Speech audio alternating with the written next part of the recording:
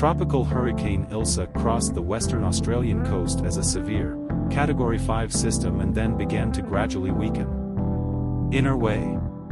Sydney, April 14th, a tropical hurricane hit Australia's northwest coast as a Category 5 storm, setting new wind speed records, but populated areas, including Port Hedland, the world's largest iron ore export hub, officials said on Friday, largely preserved.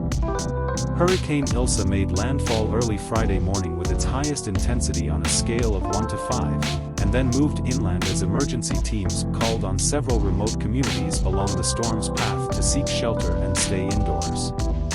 Port Hedland is recovering from the hurricane at this stage.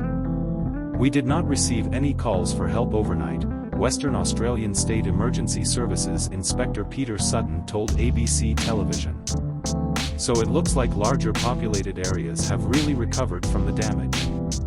However, Sutton said there have been unconfirmed reports of major damage in some remote towns and an aerial survey will be conducted as soon as possible. GMT is scheduled to reopen. The operator said in a statement that he is in contact with the terminal and ship operators to plan the resumption of shipping. The port was closed on Thursday morning after authorities began unloading the docks the day before. The Bureau of Meteorology reported that Ilsa set a new Australian 10-minute sustained wind speed record of 218 per hour on Bedout Island, about 40 kilometers offshore, eclipsing Georgia's 194 hurricane at the same location in 2007. Told.